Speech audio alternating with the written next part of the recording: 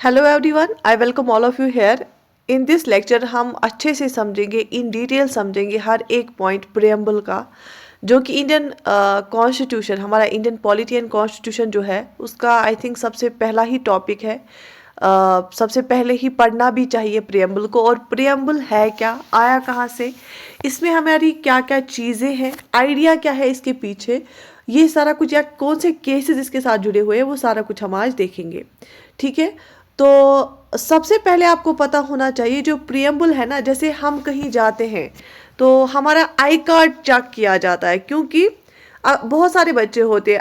अगर हम मुझसे पूछा जाएगा फिर मैं कहाँ की हूँ, मेरे पेरेंट्स का नाम क्या है, मेरा नाम क्या है, मैं करती क्या हूँ, मतलब अगर उनको स्क्रूटनी करनी हो, उनको कितना टाइम लगेगा ये देखने के लिए कि मैं जेन्युइन हूँ वहाँ पे कि नहीं।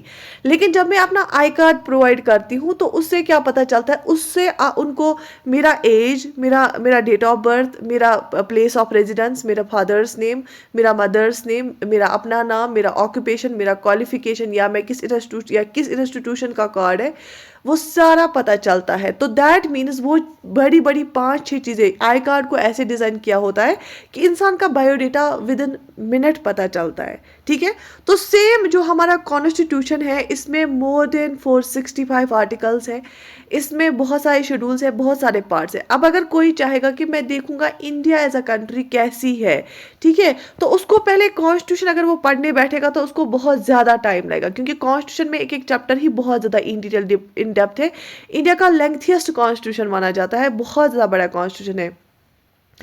तो क्योंकि यहाँ पे हर एक चीज़ लिखी गई है, तो इसलिए अगर कोई बंदा ये सोचेगा कि मैं देखूंगा इंडिया ये कैसी कंट्री है, इसका कॉन्स्टिट्यूशन कैसा है, तो उसको इन शॉर्ट क्या करना चाहिए, उसको प्रियम्बल पढ़ना चाहिए, क्योंकि प्रियम्बल हमारे कॉन्स्टिट्यूशन का आई कार्ड है, आइडेंटिटी कार्ड है। जैसे कोई पढ़ेगा प्रियम्बल, उसको प्रियम्बल पढ़ने में बहुत कम टाइम लगा, लेकिन वो पूरा ये जान पाएगा कि कॉन्स्टिट्यूशन कैसा है, कंट्री कैसी है, यहाँ पे कैसे मैकेनिज्म चल रहा है, लोगों का क्या वैल्यू है, यहाँ पे इलेक्शंस कैसे होते हैं, ये सारा कुछ उसको प्रियम्बल पढ़ के ही पता चलेगा।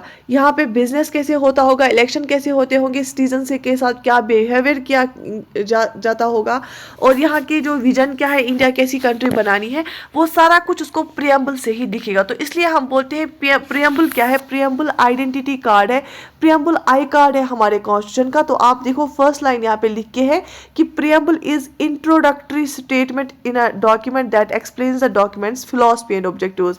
डॉक्यूमेंट क्या है, कॉन्स्टिट्यूशन क्या है, कॉन्स्टिट्यूशन पता है आपको कॉन्स्टिट्यूशन क्या है? कॉन्स्टिट्यूशन सिंपली एक डॉक्यूमेंट है। डॉक्यूमेंट एक लिखा हुआ एक किताब की तरह है, जिसमें ये लिखा गया है कि कौन सा पोजीशन, कौन सा पोस्ट कौन होल्ड करेगा, उस पोस्ट के लिए क्या एलिजिबिलिटी होनी चाहिए, सैलरी क्या होनी चाहिए, इलेक्शन कैसे होगा, स्टेट्स कैसे काम करेंगी, सेंट्रल कैसे काम करेगा, सारा लिख के है पेपर्स पे। उन पेपर्स को हम बोलते हैं एक डॉक्यूमेंट है, तो उनको नाम रखा गया उस डॉक्यूमेंट का कॉन्स्टिट्यूशन। तो उसी कॉन्स्टिट्यूशन का पहला पेज मानो, जैसे कॉन्टेंट्स होते हैं ना, और उसके बाद होता है प्रीफेस, लिख के होता है कि इस किताब के बारे में लिखा, किताब क्यों लिखी गई है, उसका मकसद क्या है। सेम जैसे आई कार्ड होता है इंसान का, वो होता है प्रियम्बल हमारे कॉन्स्टिट्यूशन के लिए। और इससे हमें पता चलती है कि जो कॉन्स्टिट्यूशन है उसकी फिलॉसफी क्या है और उसके ऑब्जेक्टिव्स क्या है, ये भी हमें प्रियम्बल से पता चलते हैं। ठीक है, प्रियम्बल हमें ये भी दिखाता है कि हमारे जो कॉन्स्टिट्यूशन के मेकर्स थे, कॉन्स्टिट्यूशन फॉर्मर्स थे, उनका इंटेंशन क्या था, इसको कॉन्स्टिट्यूशन के बनाने के पीछे हिस्ट्री क्या थी, कोर वैल्यूज क्या है और प्रिंसिपल क्या है इस नेशन का। अगर हम इंडिया की बात करेंगे, इंडिया के कोर वैल्यूज क्या है, प्रिंसिपल्स क्या है इस नेशन के, हिस्ट्री क्या है इसके बनाने के पीछे, इंटेंशन क्या था इसके बनाने वालों का। और जो प्रियम्बल है वो हमें बेसिकली आइडिया देता है किन चीज़ों के बारे में, इन चीज़ों के बारे में। ये 4 चीज़ें आपको याद रखनी है। हमें जो हमारा जो प्रियम्बल है वो सबसे पहले हमें ये बताता है, 4 चीज़ों के बारे में बताता है। सबसे पहली चीज़ है वो हमें बताता है कि जो हमारा कॉन्स्टिट्यूशन है, एक इतनी बड़ी किताब है जो लिखी गई है, इसका सोर्स क्या है। प्रियम्बल हमें सबसे पहले यही बताता है। जब मैं आपको प्रियम्बल अभी दिखाऊंगी, टेक्स्ट प्रियम्बल का, तो आपको खुद पता चलेगा कि प्रियम्बल कैसे दिखाता है। देखो, अगर कोई बंदा प्रियम्बल पढ़ेगा, एक पेज पढ़ेगा, उसको सारा समझ आएगा। सबसे पहले उसको ये समझ आएगा, हमारे कॉन्स्टिट्यूशन का सोर्स समझ आ जाएगा। ठीक है, दूसरा उसको क्या समझ आ जाएगा, नेचर ऑफ इंडियन स्टेट, क्या आ जाएगा समझ, नेचर ऑफ इंडियन स्टेट का नेचर कैसा है। तीसरा उसको समझ आ जाएगा statement of its objectives, different objectives क्या है इसके। चौथा डेट ऑफ इट्स एडॉप्शन, जो कॉन्स्टिट्यूशन है उसको अडॉप्ट कब किया गया। सोर्स क्या है हमारे कॉन्स्टिट्यूशन का, अडॉप्ट कब किया गया, नेचर क्या हमारी स्टेट का, ऑब्जेक्टिव्स क्या है इसके। ये सारा कुछ हमें कहाँ से मिलता है, प्रियम्बल से दिखने को मिलता है। अगर हम प्रियम्बल की हिस्ट्री की बात करेंगे तो प्रियम्बल बेसिकली आया कहाँ से, जवाहरलाल नेहरू ने एक ऑब्जेक्टिव्स रेजोल्यूशन पेश किया था कॉन्स्टिट्यूएंट असेंबली में। कॉन्स्टिट्यूएंट असेंबली कब बनी थी, कॉन्स्टिट्यूएंट असेंबली बनी थी on the basis of cabinet mission plan. 1946 में जब कैबिनेट मिशन प्लान आया उसके बेसिस पे कॉन्स्टिट्यूएंट असेंबली बनी, और कॉन्स्टिट्यूएंट असेंबली में जवाहरलाल नेहरू ने ऑब्जेक्टिव्स रेजोल्यूशन लाया और उस ऑब्जेक्टिव्स रेजोल्यूशन को एक्सेप्ट किया गया फिर ऑन 22 जनवरी 1947। ठीक है, तो उसी बेसिस पे वो जो ऑब्जेक्टिव रेजोल्यूशन था ना उसी के बेसिस पे बनाया गया फिर प्रियम्बल। ठीक है, although not enforceable in court, यहाँ पे आपको सबसे बड़ी ये बात याद रखनी पड़ेगी कि प्रियम्बल जो है ना वो that is not enforceable in court. इसका मतलब क्या होता है, कोई भी चीज़ अगर आप लिखोगे ना it is not enforceable in court, इसका मतलब ये है कि जो चीज़ें प्रियम्बल में लिखी गई है ना, अगर गवर्नमेंट वो नहीं करती है ना, आप कोर्ट नहीं जा सकते हो गवर्नमेंट को कटहरे में ठहराने के लिए कि इसने ये क्यों नहीं किया, प्रियम्बल में लिख के। जैसे मैं आपको एग्जाम्पल दूंगी, फंडामेंटल राइट्स जो है ना वो they are enforceable in court. अगर आपका फंडामेंटल राइट नहीं दिया जाएगा, अगर आपका फंडामेंटल राइट वायलेट किया जाएगा, आप डायरेक्टली सुप्रीम कोर्ट जा सकते हो, हाई कोर्ट की तो बात ही नहीं है। लेकिन प्रियम्बल एनफोर्सेबल नहीं है, आप प्रियम्बल के लिए आप कोर्ट नहीं जा सकते हो। अगर आप डायरेक्टिव प्रिंसिपल्स के लिए कोर्ट नहीं जा सकते हो, आप फंडामेंटल ड्यूटीज के लिए कोर्ट नहीं जा सकते हो। हाँ, आप फंडामेंटल राइट्स के लिए कोर्ट जा सकते हो क्योंकि fundamental rights they are enforceable in court, they are justiciable. ठीक है, but preamble is not enforceable in court, preamble is not justiciable, right. तो इस वर्ड का समझ आया, मतलब the preamble states the objectives of constitution and acts as an aid during the interpretation of articles when language is found ambiguous। और आपको पता है जो हमारा कॉन्स्टिट्यूशन है वो किसने लिखा है, जो हमारे कॉन्स्टिट्यूशन मेकर्स थे ना वो ज़्यादातर लॉ स्टूडेंट्स थे, वो ज़्यादातर लॉयर्स थे, एडवोकेट्स थे। ठीक है, तो उन्होंने लॉ की लैंग्वेज में हमारा कॉन्स्टिट्यूशन लिखा है जो कि आम लैंग्वेज नहीं है, और बहुत सारी जगहों पे एम्बिग्यूअस वर्ड्स है, मतलब पूरा मीनिंग समझ नहीं आता क्लियरली ये बोल क्या रहा है। तो उस टाइम पे हम करते हैं रेफर प्रियम्बल को, हम आर्टिकल्स को इंटरप्रेट करने के लिए प्रियम्बल का इस्तेमाल करते हैं, इवन कोर्ट भी कभी प्रियम्बल का इस्तेमाल करती है टू इंटरप्रेट द सिचुएशंस जहाँ पे हमें क्वेश्चन में क्लियरली नहीं दिखता है कि क्या होगा। ठीक है, तो प्रियम्बल का ये बड़ा रोल है। तो अब अगर हम देखेंगे कंपोनेंट्स ऑफ प्रियम्बल में क्या क्या आता है। सबसे पहले आप देखो it is indicated by the preamble that source of authority, मैंने क्या बोला, ये सबसे पहले हमें दिखाता है सोर्स ऑफ अथॉरिटी। तो ये बोलता है कि हमारे कॉन्स्टिट्यूशन का जो सोर्स ऑफ अथॉरिटी है ना वो पीपल ऑफ इंडिया में है, वो लाई करता है पीपल ऑफ इंडिया में है। तो ये दिखाता है कि सबसे पावरफुल लोग है हिंदुस्तान में सबसे पावरफुल कौन है, लोग है। सोर्स ऑफ अथॉरिटी क्या है, लोग है।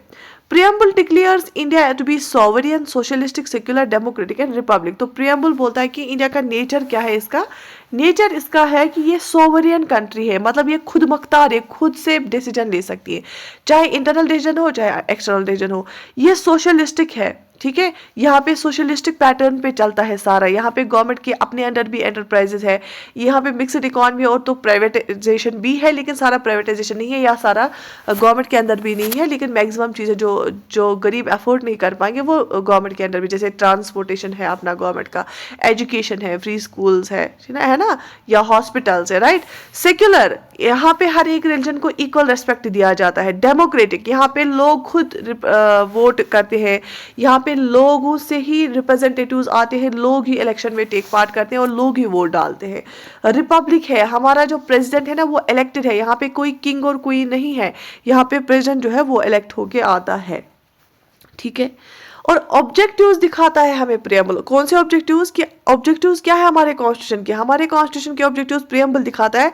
वो प्रियम्बल में लिखे हैं कि ऑब्जेक्टिव्स है कि secure justice, liberty, equality to all citizens, कि हर एक सिटीजन्स को इंसाफ मिले, आज़ादी मिले और यकसानियत मिले, इक्वलिटी मिले, लिबर्टी मिले और जस्टिस मिले।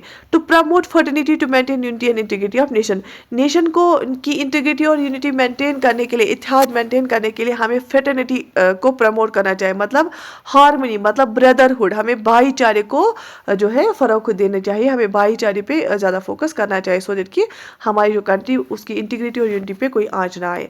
और प्रियम्बल में एक डेट मेंशन करके है कि कॉन्स्टिट्यूशन कब अडॉप्ट किया, वो डेट मेंशन करके प्रियम्बल में, तो इसलिए हम बोलते हैं कि हमें date of adoption of constitution भी देता है। 26 November 1949 is the date of adoption of constitution. 26 नवंबर को कॉन्स्टिट्यूशन डे भी मनाया जाता है। तो date of adoption of our constitution क्या है, 26 नवंबर 1949, ये भी प्रियम्बल में लिख के है। तो प्रियम्बल में हमें 4 चीजें देती है। एक तो सोर्स ऑफ कॉन्स्टिट्यूशन क्या है, और वो बोलता है लोग है। दूसरा नेचर ऑफ इंडियन स्टेट क्या है, ये है डेमोक्रेटिक, ये है रिपब्लिक, ये है सोशलिस्टिक, ये है सेक्युलर, ठीक है। और तीसरा हमें बोलता है कि ऑब्जेक्टिव्स क्या है, ऑब्जेक्टिव्स है कि जस्टिस प्रोवाइड करना, लिबर्टी देना, इक्वलिटी देना, फर्टर्निटी को प्रमोट करना। और चौथा हमें बताता है कि date of adoption of constitution, जो कि 26 नवंबर 1949 है, ठीक है। कीवर्ड जो प्रियम्बल में है उनका मतलब हम यहाँ पे देखेंगे। प्रियम्बल में लिख के है we the people of India, इस ये हमें दिखाता है कि अल्टीमेट जो पावर है, अल्टीमेट सॉवरेनिटी किसके हाथ में है, लोगों की, इंडिया के लोगों के हाथ में है, ठीक है। सॉवरेनिटी मतलब हो गया कि एक हम इंडिपेंडेंट स्टेट है, हम किसी के अंडर नहीं है, ठीक है।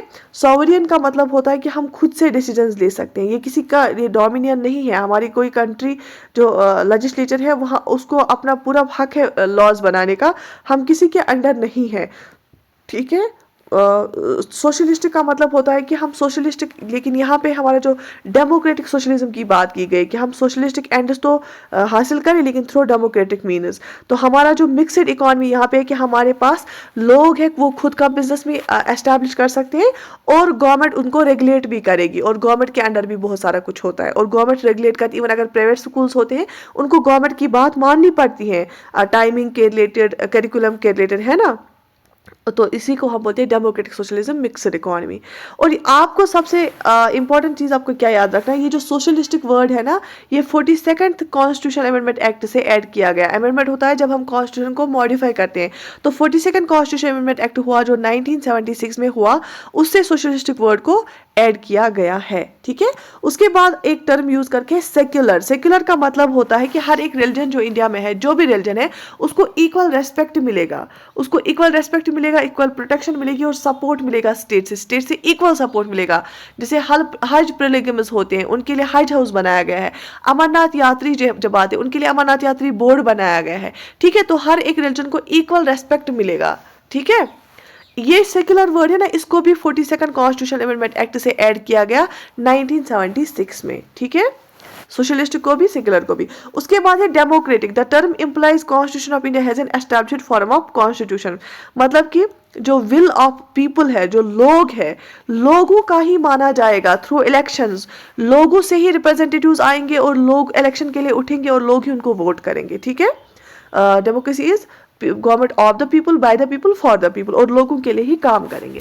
रिपब्लिक का मतलब होता है जो हेड ऑफ द स्टेट होता है ना, उनको उसको इलेक्ट करेंगे लोग। जैसे प्रेसिडेंट होता है, प्रेसिडेंट को यहाँ पे लोग इलेक्ट करते हैं इनडायरेक्टली। हम एमएलएज को इलेक्ट करते हैं, एमपीज को इलेक्ट करते हैं और वो प्रेसिडेंट को इलेक्ट करते हैं, लेकिन लोग ही तो इलेक्ट करते हैं ना। तो प्रेसिडेंट यहाँ पे कोई किसी खानदान से नहीं आता है, कोई किंग और क्वीन नहीं होता है, उनके बेटे नहीं होते हैं।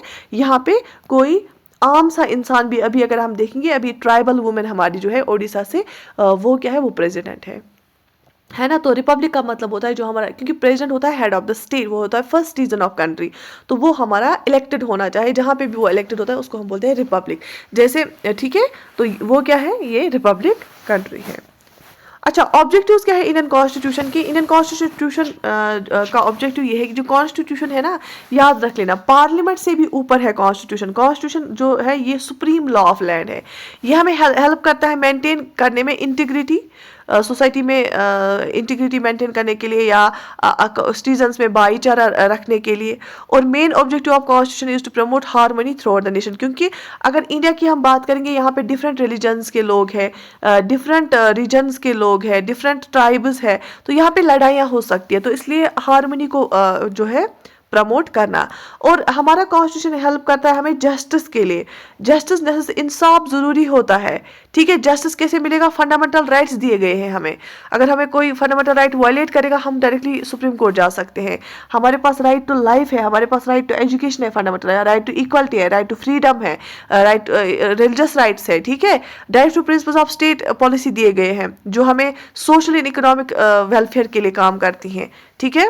तो पॉलिटिकल राइट्स हमारी पॉलिटिकल स्फीयर में काम करता है, direct to principle social and economic sphere में काम करता है। सोशल जस्टिस की बात की गई है, मतलब कि हमें कोई डिस्क्रिमिनेट नहीं करेगा on the base of caste, creed, gender, religion, ठीक है। एंड इसके बाद इकोनॉमिक जस्टिस की बात की गई है। इकोनॉमिक जस्टिस का मतलब होता है कि आपकी वेल्थ के बेस पे कोई डिस्क्रिमिनेशन नहीं होगी, कि आपकी इनकम अगर ज़्यादा है तभी आप वोट कर सकते हैं, या अगर आपकी वेल्थी पीपल है तो तभी आप इलेक्शन में उठ सकते हैं। ऐसा बिल्कुल भी नहीं होगा, और जो आप काम करेंगे उसके लिए आपको इक्वल पे किया जाएगा। पॉलिटिकल जस्टिस की बात होती है कि आपको फ्री एंड फेयर राइट दिया जाएगा विदाउट एनी डिस्क्रिमिनेशन, कि अगर आप चाहते हैं कि आप इलेक्शन में लड़े तो आपको कोई नहीं रोक सकता। अगर आप क्राइटेरिया, एज क्राइटेरिया, एलिजिबल है उस हिसाब से, तो वो उसको बोलते हैं पॉलिटिकल जस्टिस। तो political justice, social justice, economic justice, तो हमारे कॉन्स्टिट्यूशन में फंडामेंटल राइट्स है, direct to principles of state policy है, और हमारे कॉन्स्टिट्यूशन में जो है, देखो अब कोई बंदा कितना इन डिटेल पढ़ेगा पहले fundamental rights, direct to principle of state policy, उससे बेटर है कि वो पहले प्रियम्बल पढ़ेगा, प्रियम्बल से ही उसको सारा समझ आ जाएगा। उसके बाद इक्वलिटी की बात करी गई है कि लॉ के सामने सारे बराबर है, लॉ सबके लिए इक्वल है और लॉ के सामने भी सब बराबर है। लिबर्टी की बात की गई है कि लोगों को हक है वो अपना वे ऑफ लाइफ चूज करे, अपने पॉलिटिकल व्यूज हो, एक बिहेवियर रखे सोसाइटी में। तो इसका मतलब ये नहीं कि आप जाके किसी को भी मार दो, नहीं, रीजनेबल रेस्ट्रिक्शंस आर देयर कि आप किसी को मार नहीं सकते, बट हाँ अगर आप फुल्ली किसी भी तरीके से चलना पसंद करते हैं, कोई तरीके के कपड़े पसंद करना, आपको कोई नहीं रोकेगा। आप कौन सा खाना खाएंगे, कोई नहीं रोकेगा आपको। फर्टिनिटी का मतलब होता है फीलिंग ऑफ ब्रदरहुड, ठीक है, एक इमोशनल अटैचमेंट रखना अपनी कंट्री के साथ और अपने लोगों के साथ, ठीक है। Fraternity helps you to promote dignity and unity in nation, तभी हमारी इंटीग्रिटी, डिग्निटी और यूनिटी नेशन की बरकरार रहती है। तो इम्पॉर्टेंट ऑब्जेक्टिव्स हमें हेल्प करती हैं, एक वे ऑफ लाइफ हमें प्रोवाइड करती हैं। फ्रेटर्निटी, लिबर्टी और इक्वालिटी जो है ये एक हैप्पी लाइफ के लिए बहुत ज़्यादा ज़रूरी है। आप देखोगे फर्टिनिटी के बगैर लिबर्टी इक्वलिटी दोगे तो कोई फ़ायदा नहीं, इक्वलिटी के बगैर लिबर्टी फर्टिनिटी होगे तो कोई फ़ायदा नहीं। तो इसीलिए यहाँ पे बोला जाता है liberty can not B divorced from equality, कि मतलब अगर आप लिबर्टी दे रहे हो तो इक्वलिटी नहीं दोगे तो फ़ायदा नहीं है, अगर आप फिर डिस्क्रिमिनेट करोगे तो कोई फ़ायदा नहीं। Without equality liberty can not B produce the supreme of the few over the many, अगर आप इक्वलिटी नहीं दोगे, लिबर्टी हमें क्या करेगी, वो सोसाइटी में कुछ को बहुत ऊंचा दर्जा देगी और कुछ को, बाकियों को नीचे रखेगी। Equality without liberty would kill individual initiative, अगर आप इक्वलिटी रखोगे लेकिन लिबर्टी नहीं दोगे तो इंसान को मन में जो चीज़ें होंगी तो वो कुछ इनिशिएटिव नहीं ले पाएगा। तो ये तीनों चीज़ें इंपॉर्टेंट है, फर्टिनिटी भी इंपॉर्टेंट है, लिबर्टी भी इंपॉर्टेंट है, इक्वलिटी भी इंपॉर्टेंट है, लेकिन तीनों चीज़ें एक साथ होनी चाहिए, ठीक है। Status of preamble, status preamble का क्या दर्जा है? Preamble being part of constitution is discussed several times in the supreme court. Preamble जो है ना सुप्रीम कोर्ट में बहुत बार डिस्कस किया गया।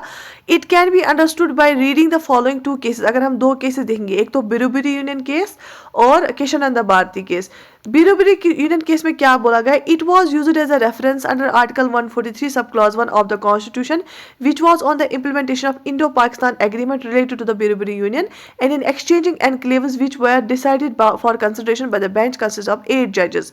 देखो बिरुबिरी यूनियन केस में बेसिकली ये इंडो पाकिस्तान का एक एग्रीमेंट था, कुछ एनक्लेव्स एक्सचेंज करना था, तो उसमें इस बेंच में 8 जजेस थे। Through the Berubari case the court stated that preamble is key to open the mind of makers and it can not be considered as part of constitution, therefore it is not enforceable in court of law. Berubari union case में ये बोला गया कि preamble जो है वो part of constitution नहीं है, तो इसीलिए ये एनफोर्सेबल नहीं है इन कोर्ट ऑफ लॉ, आप कोर्ट ऑफ लॉ में नहीं जा सकते।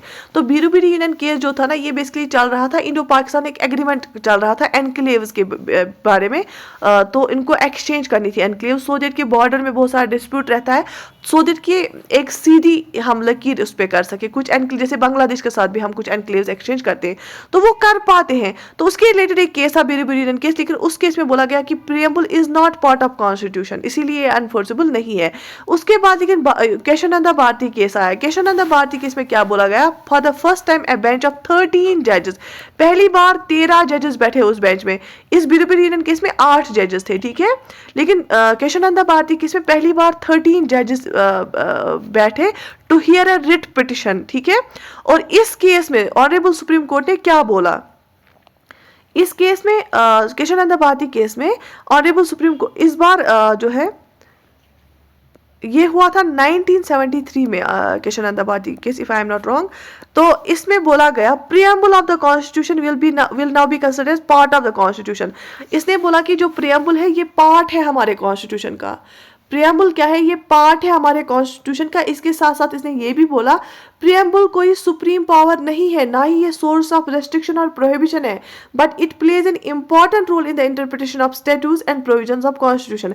केशवानंद भारती केस में सुप्रीम कोर्ट ने बोला कि प्रियम्बल पार्ट है हमारे कॉन्स्टिट्यूशन का।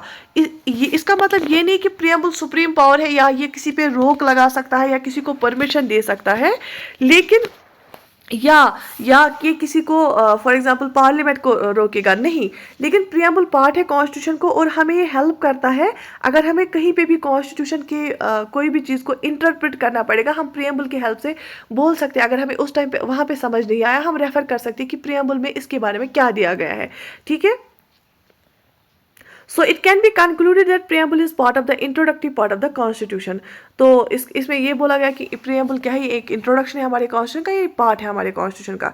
इन 1995 केस, और इसके बाद एक और केस आया 1995 में, case of union government versus LIC of India, इसको हम LIC केस बोलते हैं। LIC ऑफ इंडिया केस आया सुप्रीम कोर्ट में। इसने क्या बोला, ये 1995 में आया था।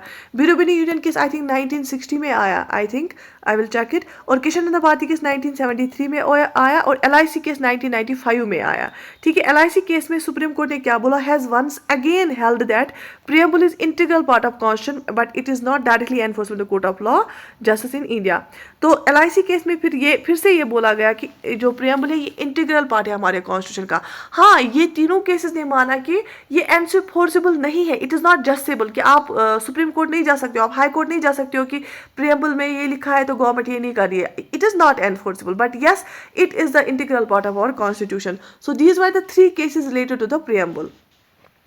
अब आती है बात अमेंडमेंट की ओर। देखो प्रियम्बल हमारा जो है ना, क्या हम इसको अमेंड कर सकते हैं? हाँ, कर सकते हैं। ये केशवानंद भारती केस में बोला कि आप कॉन्स्टिट्यूशन के किसी भी पार्ट को पार्लियामेंट अमेंड कर सकती है, चेंज कर सकती है, but except the basic structure, basic structure को नहीं कर सकती है, ठीक है। तो प्रियम्बल को सिर्फ अभी तक एक बार अमेंड किया गया, वो था 42nd कॉन्स्टिट्यूशनल अमेंडमेंट एक्ट 1976 में।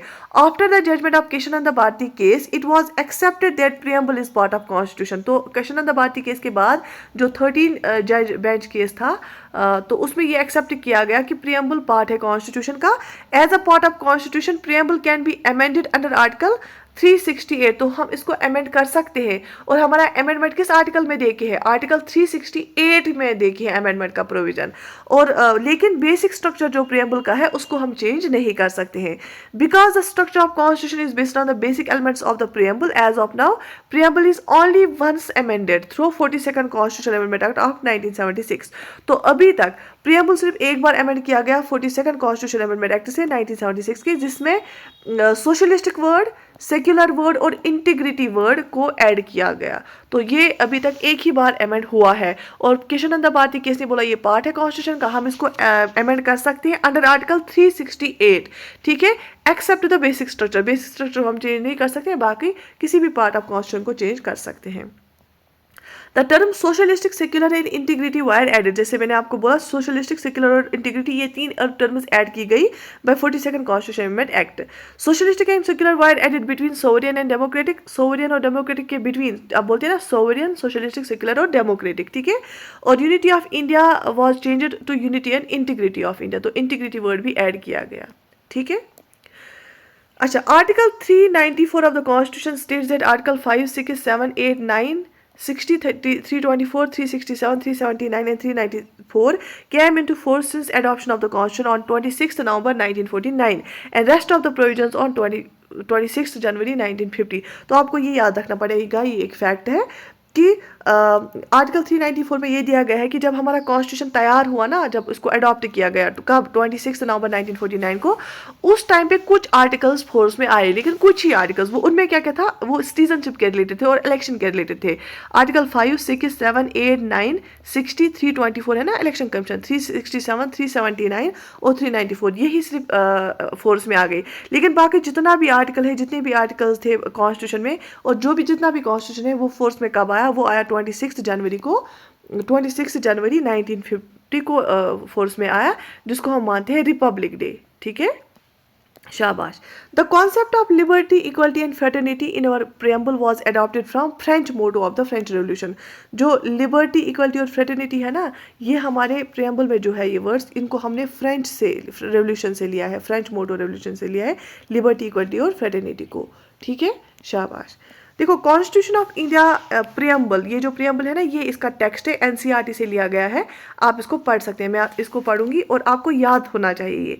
We the people of India having solemnly resolved to constitute India into a sovereign, socialistic, secular, democratic republic and to secure to all its citizens justice, किस तरह की justice, social, economic and political liberty, किस तरह की liberty, liberty of thought, expression, belief, faith and worship, equality, किस तरह की equality, equality of status and opportunity, and to promote among them all fraternity, assuring the dignity of the individual and the unity and integrity of the nation. In our Constituent Assembly, this 26th day of November 1949, do hereby adopt, enact and give to ourselves the Constitution, this Constitution. ठीक है, तो यहाँ पे एक तो source दिया गया है, we the people of India, फिर उसके बाद नेचर, सोवरियन, ये ना बीच में इनके रखा गया, फिर ऐड करके sovereign, socialistic, secular, democratic, republic, फिर objective, justice, liberty, equality, fraternity, और फिर बोला गया है कि 26 डे ऑफ नवंबर 1949। ठीक है, तो ये date of adoption of constitution. तो आई होप आपको इससे प्रियम्बल वाला टॉपिक क्लियर हुआ होगा, अब कोई कन्फ्यूजन नहीं हुआ होगा, ये 2-3 बार पढ़ लो तो याद रहेगा। ठीक है, तो ज़रूरी है, आपको याद होना भी चाहिए एज एन एस्पिरेंट, एंड किसी को भी याद होना चाहिए। It's really very good to remember it. And yes, this was all for today. I hope आपको ये सीरीज़ अच्छी लगी होगी। Do write in the comment section कि ये सेशन आज का आपको कैसा लगा, सारी चीज़ें समझ आई, और shall I continue this series, polity series, if you will write there and I will continue it. तो I wish you all the best, take very good care of yourself, अल्लाह हाफिज़, share it with your friends and like the video and subscribe our channel.